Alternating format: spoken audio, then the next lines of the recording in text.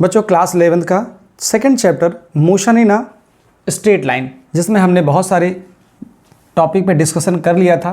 Mechanics, types of motion, rest and motion, frame of reference, distance और displacement को discuss कर चुके थे। डिस्टेंस और डिस्प्लेसमेंट में एक टाइप की प्रॉब्लम मैंने डिस्कस करी थी, इसमें 3 प्रॉब्लम मैंने ली थी। तो इस तरह की कुछ नंबर सिस्टम से रिलेटेड मैंने प्रॉब्लम आपके साथ डिस्कस करी थी कि कोई पर्सन होता है, यहाँ से पहले वो जाता है इस तरफ, फिर वो रिटर्न बैक होता है, वो आ जाता है यहाँ से, मतलब -2 से गया 9 तक, 9 के बाद रिटर्न बैक होकर के वो आता है -5 तक। तो इस तरह की मैंने आपके साथ प्रॉब्लम डिस्कस करी थी, जिसमें डिस्टेंस निकालना होता था और डिस्प्लेसमेंट निकालना होता था, जिसमें इनिशियल पोजीशन और फाइनल पोजीशन दी जाती थी। तो final position minus initial position करते थे तो डिस्प्लेसमेंट मिल जाता था। डिस्प्लेसमेंट में 2 चीज़ें होती थी, एक तो होता था किधर और होता था कितना। माइनस साइन बताता है बच्चों किधर, और वैल्यू बताती है, जो वैल्यू आती है वो बताती है कितना। मतलब डिस्प्लेसमेंट के पास 2 चीज़ें होती हैं, मैग्नीट्यूड होता है और डायरेक्शन होता है।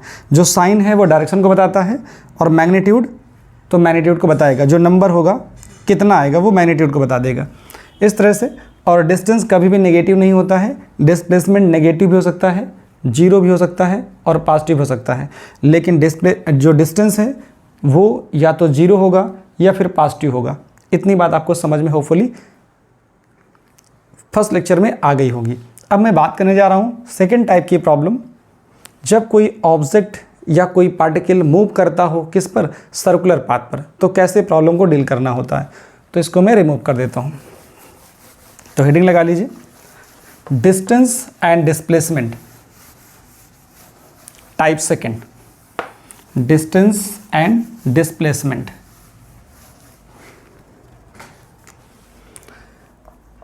Type second, calculation of distance and displacement when particle moves on circular path. जब कोई पार्टिकल सर्कुलर पाथ पर मूव करता है तब डिस्टेंस और डिस्प्लेसमेंट को कैसे काउंट करते हैं। तो देखो आपके पास ये फिगर है, ये एक सर्कुलर ट्रैक है।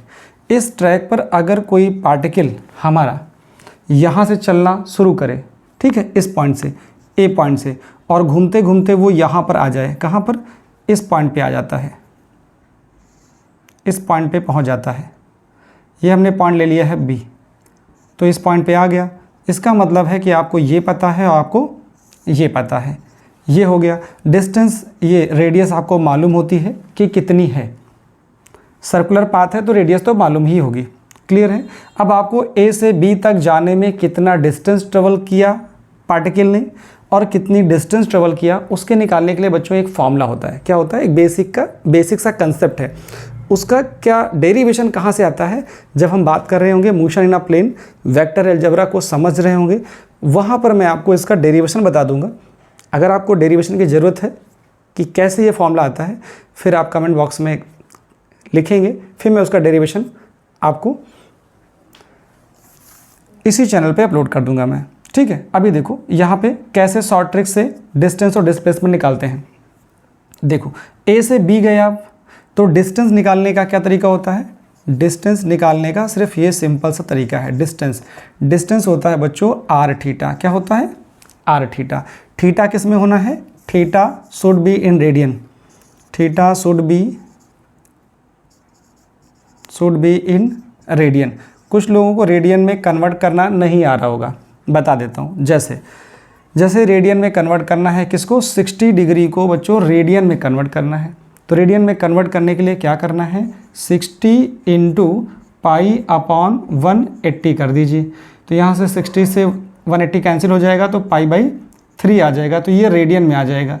तो जो डिग्री है, डिग्री को रेडियन में कन्वर्ट करने के लिए π/180 से मल्टीप्लाई करते हैं तो रेडियन में कन्वर्ट हो जाएगा, ठीक है। डिस्प्लेसमेंट कैसे निकालते हैं, डिस्प्लेसमेंट निकालने का तरीका ये होता है, 2r साइन थीटा बाई 2। पूरे का बाई 2 नहीं है, ध्यान रखना, सिर्फ थीटा बाई 2 है। क्या है, यहाँ मैं फिर से लिख दे रहा हूँ, साइन थीटा बाई 2, सिर्फ इसका होता है बाई 2। तो ये डिस्प्लेसमेंट निकालने का तरीका है। अब यहाँ मैं आपसे क्वेश्चन पूछता हूँ, ठीक है, बेसिक सा क्वेश्चन। हमारे पास क्वेश्चन फर्स्ट आता है, सेकेंड पार्ट में फर्स्ट क्वेश्चन आ रहा है। क्या कि अगर कोई पार्टिकल यहाँ से चलना शुरू करे, कहाँ से, ए से चले और बी पर जाए। कहाँ से चल रहा है, ए से चल रहा है, ये रेडियस आर है, ये भी आर है, ये ओ पॉइंट है, यहाँ से चला और यहाँ पहुँच गया, ठीक है। जब हमारा कोई पार्टिकल ए से चल रहा है और वो बी पर पहुँच जाता है, तो उसने कितना डिस्टेंस ट्रेवल किया और कितना डिस्प्लेसमेंट ट्रेवल किया, ये तो आपको पता है अपने पुराने लॉजिक से। क्या कि डिस्टेंस कितनी होगी, एक कंप्लीट सर्किल में होता है 2 पाई आर, तो 2 पाई आर का हाफ कर दीजिए तो डिस्टेंस कितनी आएगी, पाई आर आएगी। बस यही समझना है आपको। देखो यहाँ से आपको ये मालूम चल गया कि जो डिस्टेंस होगी, डिस्टेंस कितनी हो जाएगी, 2 पाई आर का हाफ कर दीजिए, क्योंकि ये क्या हो जाएगा, कंप्लीट सर्किल तो है नहीं, तो आंसर क्या आ जाएगा, सिर्फ पाई आर आ जाएगा। यही चीज़ मैं कह रहा हूँ कि अगर आप फॉर्मूले से करोगे तो कैसे करोगे, देखना, इस फॉर्मूले से करोगे तो यहाँ पर थीटा दिखना पड़ेगा, कितना दिखना पड़ेगा, थीटा। थीटा कितना गए, थीटा बच्चों यहाँ पर होता है 180, क्या होता है 180 डिग्री। 180 डिग्री को आप चेंज करोगे पाई में तो क्या आएगा, यहाँ पे आ जाएगा, देखो 180 डिग्री,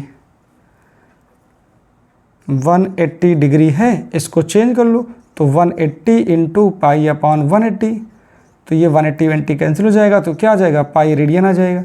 जैसे ही पाई रेडियन आ जाए,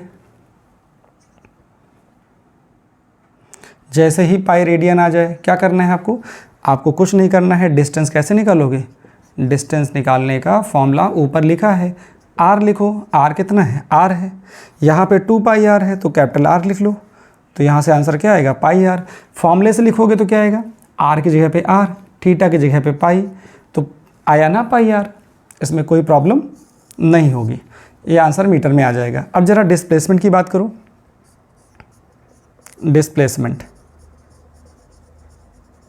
डिस्प्लेसमेंट की बात करोगे तो पार्टिकल हमारा कहाँ जा रहा है, ए से बी जा रहा है, इसका मतलब क्या हो जाएगा, ए बी होगा हमारा डिस्प्लेसमेंट।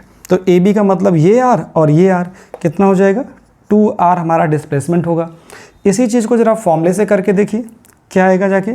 अगर मैं फॉर्मूले से कर रहा हूँ, ये तो तरीका हो गया करने का, यहाँ से क्या आएगा, देखो यहाँ फॉर्मूले से डिस्प्लेसमेंट निकाल रहा हूँ मैं, डिस्प्लेसमेंट तो क्या आएगा, 2r साइन थीटा, थीटा की जगह पे क्या आ जाएगा, 180/2, 180/2, तो कितना मिलेगा जाके, 2r साइन 90 मिलेगा, और साइन 90 की वैल्यू बच्चों होती है 1, तो आंसर कितना आएगा, 2r मीटर।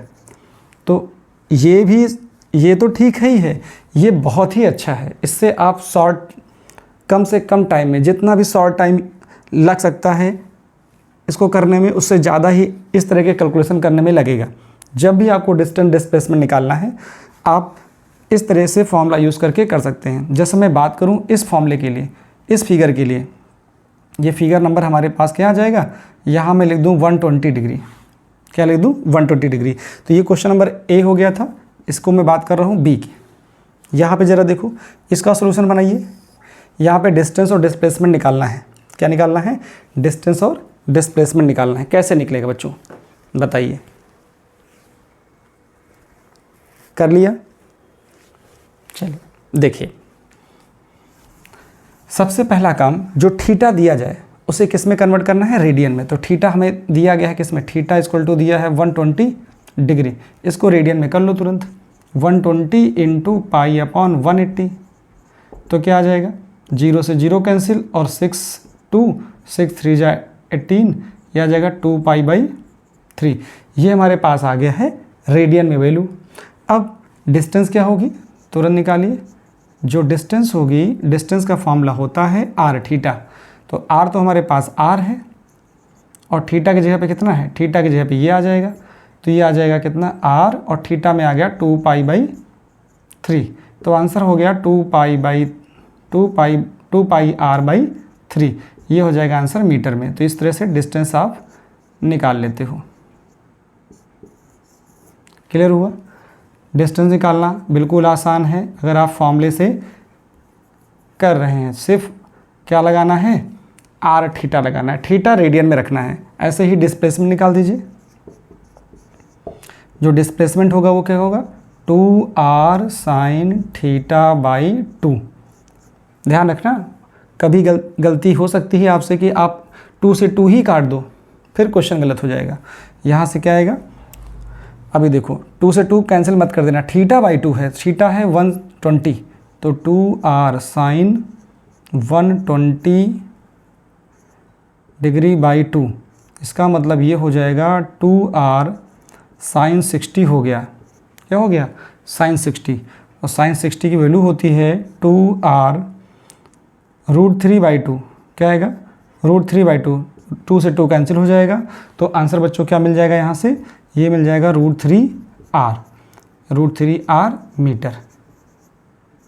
ये आंसर आ जाएगा। ये क्या है, ये है बच्चों डिस्प्लेसमेंट। तो बहुत आसान होता है डिस्टेंस और डिस्प्लेसमेंट को निकालना। अगर यहीं पर होता 60 डिग्री, क्या होता 60 डिग्री होता, तो 60 डिग्री को चेंज करते रेडियन में तो आता पाई बाई 3 आ जाता, तो पाई बाई 3 इंटू आर कर देते तो डिस्टेंस आ जाती। ठीक है, ऐसे डिस्प्लेसमेंट करना होता तो फिर क्या होता, 2r साइन 60 बाई 2, तो 2r इंटू साइन 60 बाई 2 का मतलब 30 का मतलब 1 बाई 2, तो 1 बाई 2 2 से कैंसिल हो जाता, फिर आंसर आ जाता r। तो आप कोई भी एंगल ले लीजिए, वह एंगल बस उस एंगल का जो हाफ है वो आपको पता होना चाहिए। ऐसा मत लेना कि 45 ले लिया, तो 45 अगर करोगे तो साइन 45 का हाफ आएगा साइन 22.5। अब साइन 22.5 की वैल्यू आपको मालूम होनी चाहिए, नहीं तो क्वेश्चन फंस जाएगा। ऐसा कोई नंबर मत लेना जिसका हाफ वैल्यू आपको पता ना हो साइन में, क्योंकि कास की ज़रूरत तो है नहीं, साइन की ज़रूरत है। तो इस तरह के बच्चों बहुत सारे क्वेश्चन आपको मिल जाते हैं सर्कुलर पाथ के लिए। तो ये मेरे पास था डिस्टेंस डिस्प्लेसमेंट से रिलेटेड प्रॉब्लम जो सर्कुलर पाथ को लेकर के है। जब भी कोई पार्टिकल, जब भी कोई बॉडी सर्कुलर पाथ पे होगी तो डिस्टेंस और डिस्प्लेसमेंट निकालने का यही तरीका है, बेस्ट है। ठीक है, तो अब आप ऐसा नहीं करोगे कि बार बार 2 पाई आर का फिर 1/3 करो, 1/2 करो, फिर 3/4 करो, ऐसा नहीं। सिर्फ एक फॉर्मूला ये उठाइए, एक फॉर्मूला ये उठाइए, इंपॉर्टेंट फॉर्मूले हैं, इन दोनों को आप टिक कर लेंगे। बच्चों बात करते हैं थर्ड टाइप की प्रॉब्लम जो डिस्टेंस और डिस्प्लेसमेंट से रिलेटेड होती है। यहाँ पे थोड़ा सा मैं रोकूंगा क्योंकि जो थर्ड टाइप की प्रॉब्लम है वो थोड़ा सा वेक्टर को लेकर के है। अभी आपके पास वेक्टर का कोई आइडिया नहीं है, बस मैं थोड़ा सा बताऊंगा कि एक्स एक्सिस में कौन सा वेक्टर होता है, वाई एक्सिस में कौन सा वेक्टर होता है, बस। बाकी और कोई प्रॉब्लम नहीं है, वो नेक्स्ट चैप्टर में हम लोग वेक्टर अलजेब्रा में सीख लेते हैं। चलिए,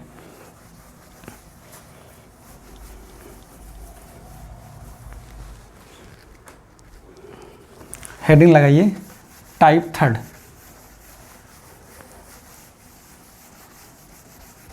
distance and displacement problem third type की। थर्ड टाइप की कैसी प्रॉब्लम होती है, थर्ड टाइप में कुछ ऐसा सीन दिया जाएगा जहाँ पर डायरेक्शन से रिलेटेड प्रॉब्लम होगी। जैसे मैं बोलूँ आपसे ये ईस्ट है, ये वेस्ट है, ये नॉर्थ है और ये साउथ है। अब मैं इस तरह की प्रॉब्लम लेने जा रहा हूँ कि कोई मैन है जो मूव करता है ईस्ट में, ठीक है, और देन टर्न लेता है, चला जाता है नॉर्थ में। तो ऐसी कैसे, इस तरह की जो प्रॉब्लम बनती है वो कैसी होंगी, वो थर्ड टाइप में आती हैं। तो मैंने क्या बोला, मैन मूव्स क्या होता है, मेरे पास क्वेश्चन आने वाला है थर्ड। देखो अभी सर्कुलर पाथ के लिए मैंने 2 क्वेश्चन ले लिए थे, क्वेश्चन ए और बी, तो ठीक है, वो 4th नंबर में दोनों आ गए। यहाँ क्वेश्चन क्या है कि एक मैन है, मैन मूव करता है, a man moves 4 metre due east and then take turn and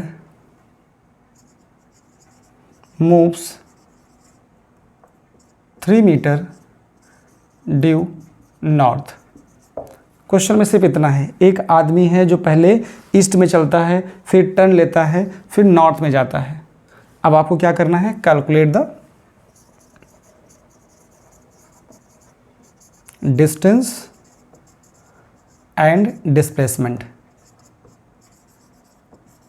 दो चीज़ें निकालनी हैं, तो फिगर तो यही हो जाएगा। फिगर क्या हो गया, फिगर में ये आ गया।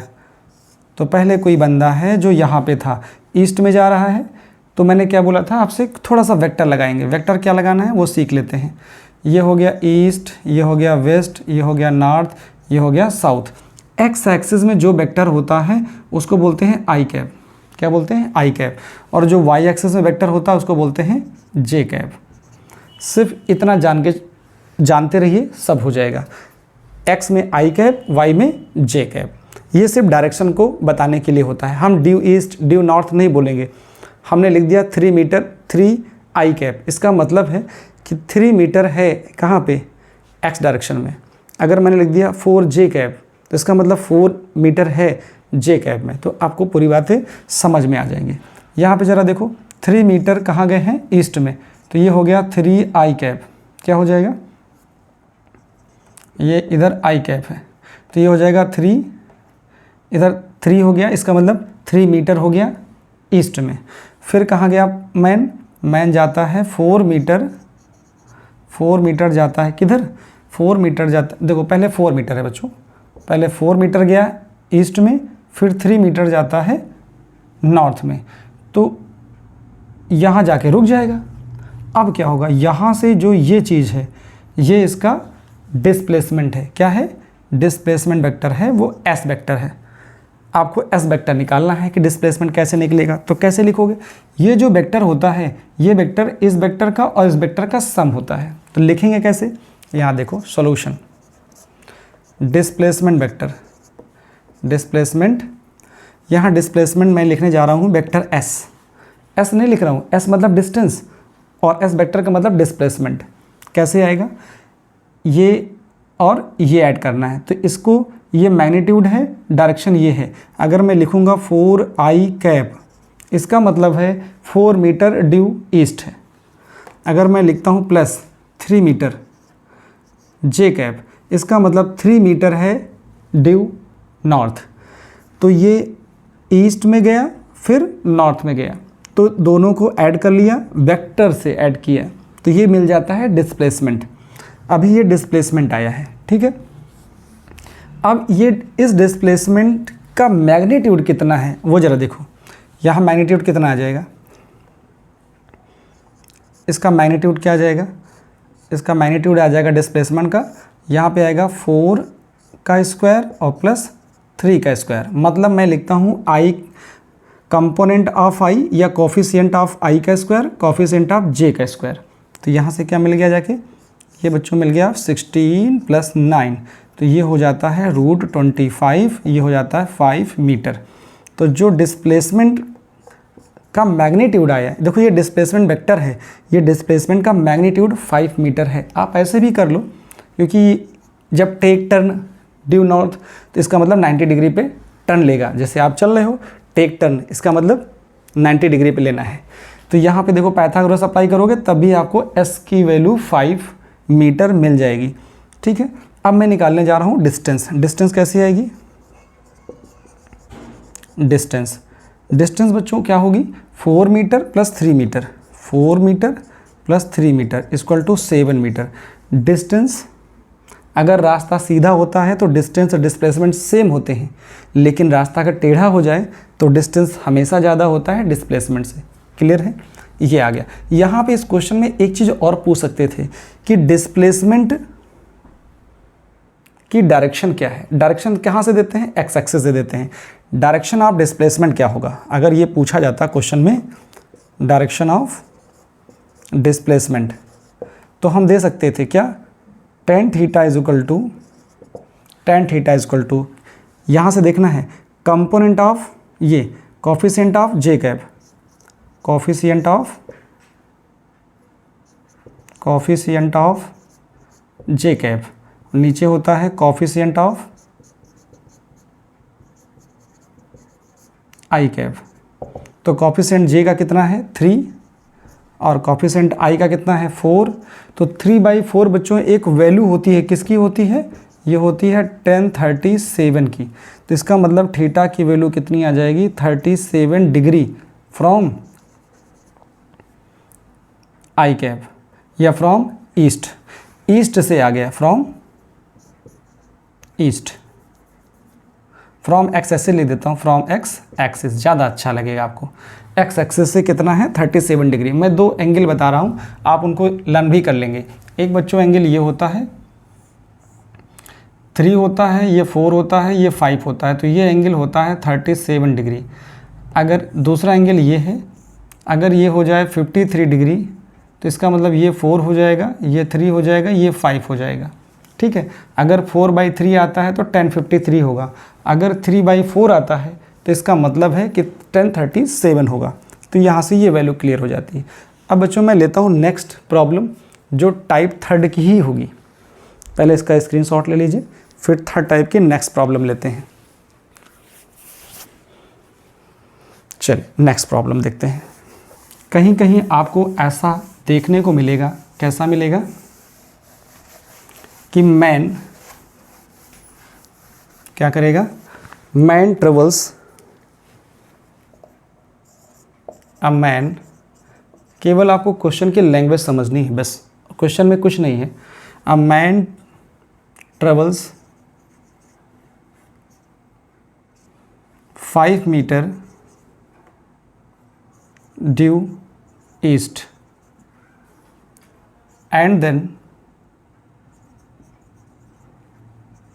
he travels या he moves, a man walks कर दो ज़्यादा अच्छा लगेगा, a man walks 5 metre due east and then he walk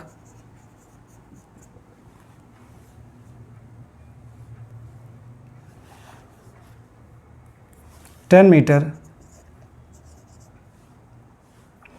metre walk करता है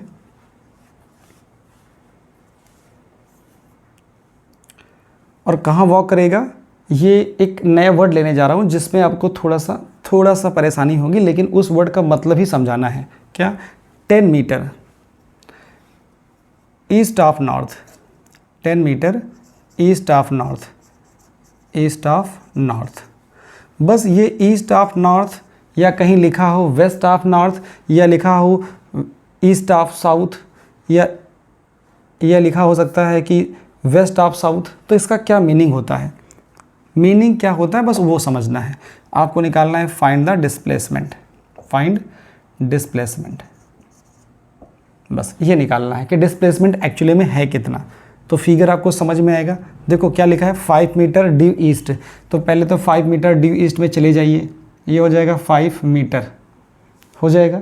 फिर जो लिखा हुआ है ये 10 मीटर ईस्ट ऑफ नॉर्थ, इसका क्या मीनिंग होता है, जो लास्ट में लिखा हो, जो लास्ट में लिखा हो 10 मीटर, अब यहाँ पे एंगल नहीं दिया गया तो एंगल भी ऐड करना है। 10 metre east of north, east of north at an angle 60 degree. क्या होता है 10 metre he walks 10 metre east of north at an angle 60 degree, find displacement, ये है। अब जो एंगल है वो 60 डिग्री है, कहाँ से, जो लास्ट में लिखा है ईस्ट ऑफ नॉर्थ का मतलब है नॉर्थ से ईस्ट की तरफ, मतलब ये चलता है इधर, ये एंगल कितना हो गया, ये है 60 डिग्री। कहाँ से, बोला गया है ईस्ट ऑफ नॉर्थ, मतलब आपको क्या पकड़ना है, नॉर्थ से ईस्ट की तरफ, कितना, यह है 10 मीटर नॉर्थ से ईस्ट की तरफ। अगर यही लिखा होता क्या, ईस्ट ऑफ नॉर्थ, क्या लिखा होता, यहाँ लिखा होता नॉर्थ ऑफ ईस्ट, तो हम लेते ईस्ट से 60 डिग्री। क्वेश्चन पकड़ में आया, जो टर्म लास्ट में है एंगल वहाँ से लेना है, ले लिया। क्वेश्चन को करते हैं, आपको निकालना है डिस्प्लेसमेंट। क्या निकालना है, डिस्प्लेसमेंट। डिस्प्लेसमेंट क्या होगा, एस वेक्टर होगा, एस वेक्टर होगा। तो देखो 5 मीटर कहाँ है, ईस्ट में है, ईस्ट कहाँ है, एक्स एक्सिस पे है, इसका मतलब 5 आई कैप आप लिख सकते हो, प्लस, अब जो ये वैल्यू दी गई है 10 मीटर cos 60 कहाँ से है, ये है नॉर्थ की तरफ से। इसके दो कंपोनेंट बनाने हैं। क्या बनाने हैं, दो कंपोनेंट। जिधर से एंगल दिया जाता है उधर cos होता है और परपेंडिकुलर में साइन होता है।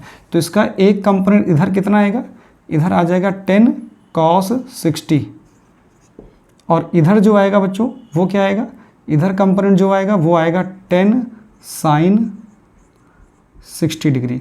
ये होता है कंपोनेंट को ब्रेक करना, जिसको बोलते हैं रिजोल्यूशन ऑफ वेक्टर। फिर वेक्टर की बात आ गई, क्योंकि अच्छा तो यही होता है कि जब हम वेक्टर को अच्छे से स्टडी कर लेते हैं फिर कोई टॉपिक भी पढ़ें, क्योंकि वेक्टर तो कहीं ना कहीं आ ही जाएगा। क्वांटिटी कैसी, स्केलर, क्वांटिटी कैसी, वेक्टर। तो वेक्टर तो आता है ना, तो वेक्टर जैसी चीज़ आपको पहले समझ में आनी चाहिए, पढ़ना भी चाहिए, फिर कोई भी टॉपिक पढ़ें, ताकि वेक्टर कहीं भी आएगा तो माइंड में चलना चाहिए कि वेक्टर हम जानते हैं। यहाँ पर देखो, यहाँ पे क्या हुआ, जो इसका एक कंपोनेंट ऊपर लगेगा, इसका मतलब ये किस में आ जाएगा, ये जो आएगा वो जे कैप में आ जाएगा। क्या आएगा, जे कैप में आएगा। जो इधर लगेगा उसमें क्या आएगा, इस वाले बच्चों आएगा क्या, ये आई कैप आएगा। ठीक, ईस्ट वाले में तो आई कैप होगा ही होगा, क्योंकि एक्स एक्सिस में है। भाई एक्स एक्सिस में जो भी कंपोनेंट आएगा उसमें आई कैप, जो वाई में जाएगा वो जे कैप। तो ये क्या आएगा, 10 sin 60 क्या आएगा, आई कैप, प्लस आगे कितना आया 10 cos 60 जे कैप आ गया। अब ज़रा देखो इसको सॉल्व कर लो। 5 आई कैप प्लस यहाँ से आएगा 10 sin 60 होता है √3/2, और यहाँ से आएगा आई कैप प्लस यहाँ से कितना आएगा 10 cos 60 होता है 1/2, ये आ जाएगा बच्चों जे कैप। तो देखो 2 से 2 कैंसिल कर दो इसको, तो आ जाएगा s vector is equal to 5 i cap, और प्लस यहाँ से आ जाएगा 5√3 आई कैप, प्लस यहाँ से कितना आएगा 5 जे कैप आएगा, आ जाएगा। तो इसको अच्छे से लिखा जा सकता है इस तरह से। क्या, देखो 5 कॉमन कर लेंगे, यहाँ आएगा 1 + √3 आई कैप, यहाँ से क्या हो जाएगा 5 जे कैप। ये तो हमारे पास वेक्टर फॉर्म आ गया डायरेक्शन निकालने के लिए। अगर मुझे निकालना होता कि डायरेक्शन ऑफ डिस्प्लेसमेंट वेक्टर कितना होगा, वो मैं निकाल सकता हूँ। ठीक है, अब मैं पहले मैग्नीट्यूड निकालने जा रहा हूँ कि मैग्नीट्यूड ऑफ डिस्प्लेसमेंट है कितना।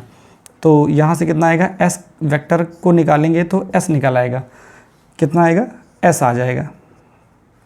इसका मैग्नीट्यूड कितना है, डिस्प्लेसमेंट का मैग्नीट्यूड कितना है, तो ये यहाँ से निकलेगा कितना, इसको 5 अंदर ही रहने देते तो ये आ जाता 5 + 5√3 का स्क्वायर हो जाता, प्लस कंपोनेंट जे का स्क्वायर करेंगे तो 5 का स्क्वायर हो जाएगा। इसी को आगे सॉल्व कर लीजिएगा। ए स्क्वायर करोगे इसका तो 25, प्लस इसका करेंगे तो 25 × 3 तो ये हो जाएगा 75, प्लस इन दोनों को मल्टीप्लाई करिए, 2 से मल्टीप्लाई कर दो, कितना होगा 5 × 5 = 25, 25 को हो जाएगा 2 से मल्टीप्लाई करोगे 50√3, ये हो जाएगा 50√3, प्लस यहाँ से कितना आया 25। ठीक है, अब देखो 25 और 75, ये हो गया 100, ये हो गया 125, प्लस ये हो गया 50√3। तो मैं बस यहीं से छोड़ दे रहा हूँ आगे। ये एक ऐसा क्वेश्चन मैंने मनगढ़ंत लिया, इसलिए कुछ ऐसा आया, नहीं तो कुछ वैल्यू आपको मिल जाती। ठीक, इसको भी आप यहाँ से 25 कॉमन कर सकते हो, तो 25 कॉमन करोगे तो क्या आ जाएगा, यहाँ से 25 कॉमन करोगे तो ये 2√3 हो जाएगा, यहाँ से हो जाएगा 5, तो 5 बाहर आ जाएगा, उसके अंदर जो बचेगा वो रिजल्ट आ जाएगा, उसको कर सकते हैं। एक मैंने तरीका बताया कि कैसे ईस्ट ऑफ नॉर्थ या फिर north of west, west of east, south of west कैसे पकड़ते हैं। जो लास्ट में टर्म है वहाँ से देखना है। ईस्ट ऑफ नॉर्थ मतलब नॉर्थ से ईस्ट की तरफ कितना एंगल लेना है वो आपको देखना आ गया। एक क्वेश्चन बच्चों और करते हैं जिसमें थोड़ा सा वेरिएशन आपको देखने को मिलेगा। ठीक है, नेक्स्ट क्वेश्चन लेते हैं। बहुत तरीके के क्वेश्चन करने से कॉन्फिडेंस बढ़ जाता है। तो इस तरह के क्वेश्चन आप जब करोगे तो आपके अंदर भी कॉन्फिडेंस बढ़ेगा। तो कॉन्फिडेंस को बढ़ाते हैं, क्वेश्चन और करते हैं। देखो, कोई मैन है या कोई पर्सन है, क्या करता है वो देखो ऐसे चलता है। यहाँ से पहले चला वो 3 मीटर, कहाँ से पहले चलता है ईस्ट की तरफ, ये होता है नॉर्थ। पहले ईस्ट की तरफ चलता है 3 मीटर, कितना चलता है 3 मीटर। कोई मैन है वो 3 मीटर चलता है ईस्ट की तरफ। Then he take turn and moves 4 metre, कितना 4 मीटर किधर due north. And then again take turn and move due east 5 metre. समझ में बात आ गई? अच्छा, यहाँ पर अगर आप क्वेश्चन में ढूंढना चाहोगे तो ये आपको निकालना है डिस्प्लेसमेंट। क्या निकालना है? डिस्प्लेसमेंट ऑफ द पार्टिकल निकालना है। तो इसका मतलब इनिशियल पॉइंट से फाइनल पॉइंट तक का जो रिजल्ट होगा वही क्या होगा? डिस्प्लेसमेंट होगा। आपको एस वेक्टर निकालना है, फिर उसका मैग्नीट्यूड निकाल देना। देखो, इसका तरीका तो एक मैं वेक्टर से बता रहा हूँ, एक आपको आता है। ये मैं कैसे कर रहा हूँ? आता है, हाँ आता है। क्यों? देखो, ये 3 है, ये कितना है 3, और ये कितना है 5। ये 3 और ये कितना हो गया 5। तो यहाँ तक कितना आ जाएगा? देखो भाई, ये तो 4 ही है, ये कितना है 4। तो इसका मतलब यहाँ से यहाँ तक कितना हो जाएगा? ये 3, देखो ये 3 और ये 5, तो ये हो जाएगा, ये हो जाए यहाँ से यहाँ तक हो जाएगा 8, और ये हो जाएगा 4। 8 और 4 का हम क्या ले लेंगे? राइट एंगल बना लेंगे। लेकिन उस तरह से ज़्यादा टेक्निकलिटी नहीं करते हैं, हम अपने कंसेप्ट को लगाते हैं। क्या आ जाएगा ज़रा देखो, क्वेश्चन समझ में आ गया तो सॉल्यूशन बनाते हैं। क्वेश्चन क्या था? Person moves 3 metre due east, then he take turn and moves 4 metre due north, again he take turn and moves 5 metre due east. Find the displacement. कितना डिस्प्लेसमेंट होगा? डिस्टेंस कितनी होगी? 3 मीटर, 4 मीटर और 5 metre. Distance हो जाएगी कितनी? 7, 12 metre हो जाएगी। डिस्टेंस और डिस्प्लेसमेंट निकालना हो, अगर यहाँ पे डिस्टेंस निकालनी है तो डिस्टेंस कितनी आएगी? डिस्टेंस बच्चों आ जाएगी कितनी? डिस्टेंस आ जाएगी 3 + 4 + 5, 12 मीटर। डिस्प्लेसमेंट कितना आएगा? डिस्प्लेसमेंट देख रहे हैं तो डिस्प्लेसमेंट के लिए क्या करने जा रहा हूँ मैं? देखो, डिस्प्लेसमेंट के लिए मैं लिखने जा रहा हूँ एस वेक्टर। तो पहले 3i, ये ईस्ट एक्स एक्सिस में है, तो यहाँ आ जाएगा 3i कैप, और 4 वाई एक्सिस में है तो 4j कैप। वेक्टर में लिख करके क्वेश्चन को करना आसान होता है। फिर 5 अगेन कहाँ जा रहा है? 5 अगेन जा रहा है एक्स एक्सिस में, तो 5i कैप आ जाएगा। क्लियर हुआ?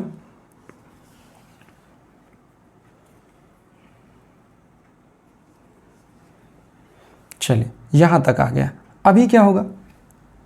इसके बाद देखो i कैप कॉमन हो जाएगा, 3 और +5, ये कितना हो जाएगा? 3 + 5, और ये हो गया i कैप + 4j कैप हो गया। यहाँ से हो जाएगा वेक्टर s जो होगा, ये बच्चों बन जाएगा 8i कैप + 4j कैप। अभी मैं आपसे यही कह रहा था कि 3 ये है, ये 5 है। अगर मैं देखूँ आपसे तो देखो ये क्या बन गया? 3 और 5 8 हो गया, और इधर वाला कितना मिल रहा था आपको? इधर वाली लाइन ये 4 के इक्वल है। तो इसका मतलब है जो नेट डिस्प्लेसमेंट होगा वो कितना होगा? 8 का स्क्वायर और 4 का स्क्वायर। ये तो आपको पता ही है, बस मैं बताना चाह रहा था वेक्टर से करना आसान होता है। अदरवाइज़ आपको ही पता था कि ये 3 मीटर है, इधर से 5 है तो ये हो जाएगा 8, ये 4 है तो 4 इधर ही रहेगा, एक राइट एंगल बन जाएगा, और वहाँ से आप सॉल्व कर सकते हो पाइथागोरस थ्योरम को अप्लाई करके। यहाँ से ज़रा देखो, अब मुझे निकालना है मैग्नीट्यूड। क्या निकालना है? मैग्नीट्यूड। तो मैग्नीट्यूड कैसे निकलेगा? एस वेक्टर का मैग्नीट्यूड ले लीजिए, तो डिस्प्लेसमेंट निकल आएगा कि डिस्प्लेसमेंट का मैग्नीट्यूड कितना हो गया। तो वेक्टर फॉर्म है, तो यहाँ देखो √8 का स्क्वायर + 4 का स्क्वायर कितना आएगा? 64 + 16, ये कितना आ गया? ये हो जाएगा बच्चों 80। 80 का मतलब कितना होता है? 16 × 5, 16 का हो जाएगा 4√5। बस ये आप वैल्यू सॉल्व कर लोगे तो ये यहाँ से s निकल आएगा, जो डिस्प्लेसमेंट होगा इतने मीटर आ जाएगा। √5 की वैल्यू पुट कर देना, ठीक है। आपको याद भी रखनी है √2 की, √3 की, √5 की वैल्यूज़, वो वैल्यू आपको कैलकुलेशन में काम आएंगी। ऐसा नहीं होगा कि हर जगह लिखा रहे √2 की वैल्यू 1.41 होती है, √3 की वैल्यू क्या होती है 1.7326 होती है, फिर √5 की वैल्यू 2.23 होती है। ऐसा हर जगह नहीं मिलेगा। आपको कुछ चीज़ें लर्न करनी है। तो किसकी वैल्यू लर्न कर लेनी है आज इस लेक्चर को देखने के बाद? आपको एक तो 2 ट्रायंगल उठाने हैं ये, और √2 की वैल्यू, √3 की वैल्यू, √5 की वैल्यू, इनको आप क्या करोगे, लर्न कर लोगे नोट करके, ठीक है। तो ये बच्चों था डिस्टेंस और डिस्प्लेसमेंट से रिलेटेड वैरायटी ऑफ प्रॉब्लम, जिससे आपके माइंड में कोई ऐसा कंसेप्ट ना आए कि हम डील कैसे करेंगे। सर्कुलर पाथ हो, सिंपल क्वेश्चंस हो, या नंबर सिस्टम वाले हों, या फिर कुछ इस तरह से जहाँ पर डिस्टेंस और डिस्प्लेसमेंट में वेक्टर इन्वॉल्व हो जाए, उन क्वेश्चन को कैसे करना है वो आपको आ जाएगा। होपफुली आगे होगा। तो आपको आगे है तो दूसरों को शेयर भी करना है।